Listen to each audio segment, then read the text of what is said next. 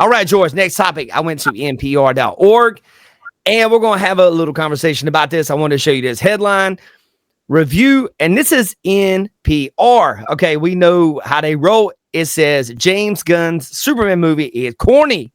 Oh, no. Which Take it is off. why it gets Superman right. Now, give me... Afuera. That's a terrible... Afuera. Okay, let me get this off the screen and let's chat about it. I'm a huge comic book fan, and I'm a huge Superman fan. That's my favorite of all the comics. My dad used to collect comic books, and we had some of those things in Spanish, right? And it's incredible how they just can't have an ultra masculine, invulnerable human. No, he's not a Kryptonian, running around. They have to break it down and add all these things that are so far away from the source material. One thing I talk to you about all the time is, like, for everyone watching here, if you know the Injustice storyline, right? It's like that's like the pinnacle, to use that word again, of DC storyline. Every hero is involved, right? And the Joker kills Lois Lane while she's pregnant. Superman comes in, kills the Joker, then starts killing all the villains, and they split.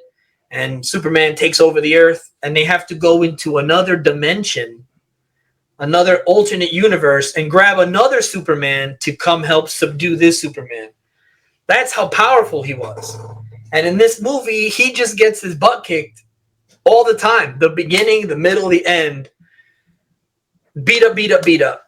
And I didn't like it. I went to see it. I wanted to like it, but I think the Snyder version made Superman imposing, right? When he showed up to things, people were like, oh no. Oh no. Oh no. Oh no. Right? When this guy shows up, it's like, oh, cool suit. Unreal. Yeah. The crazy thing for me is Superman is one of my favorite characters of all time. And if you're a comic book fan, you have to love, you almost have to love Superman. That's a prerequisite. Yeah.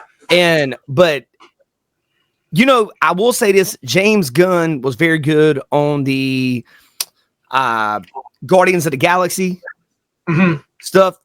He was amazing actually on that. Yeah. But I felt like, now I will say this, the movie was not woke. Yeah, no, it wasn't. I don't think it was. It was not woke. So anybody that's got that kind of thought about it, it's not woke. It's just, in my opinion, it's just bad. And but it was corny though. It was corny. Super corny. And it was not woke. It was corny and it was bad. I thought the actor was pretty good.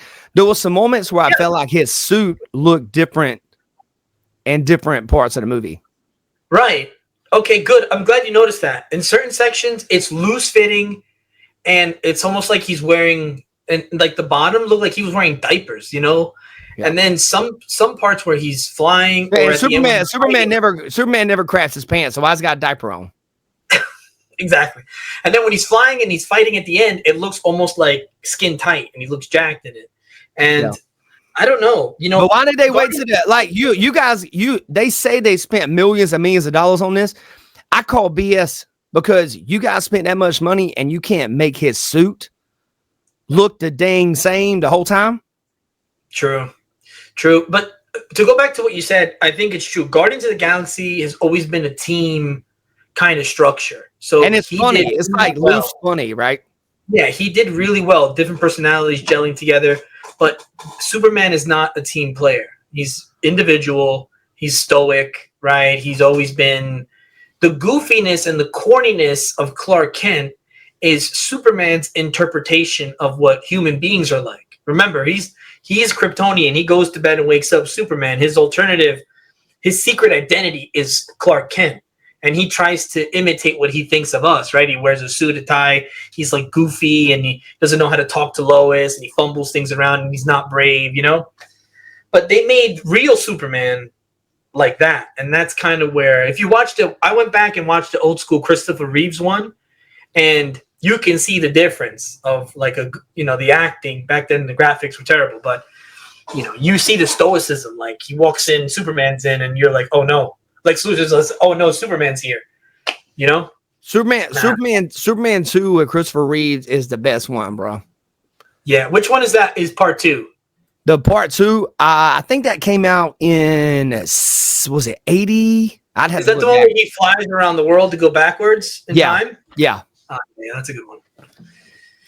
Yeah, Christopher Reeve, like, I don't know, man. It's like Christopher Reeve was an imposing figure. I think he was like 6'3", 6'4".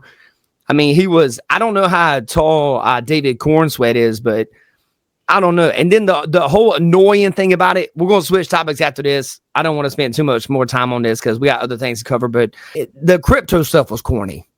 Oh, hated it. I like dogs. I got one. Daisy, get over here. No, Daisy, don't. No, Daisy, you good? Daisy! But it never comes when I call. Just like Krypto, unruly. Wow. I told him it was too much. Jumping on them and hurting them, and then destroying the pieces at the fight by accident, and that's how he saves the day. I don't know. It's definitely it was made for kids. You know, it's made for the modern audience. So, go ahead. All right, guys. Before we go into our last segment, I want to run this quick video. George is running for commissioner here in Zebulon, North Carolina. We're going to run this quick segment, and then we'll be right back. Guys, if you live in the Zebulon area, George Roa for town commissioner. You guys can check his website out and learn more about him at voteforroa.com.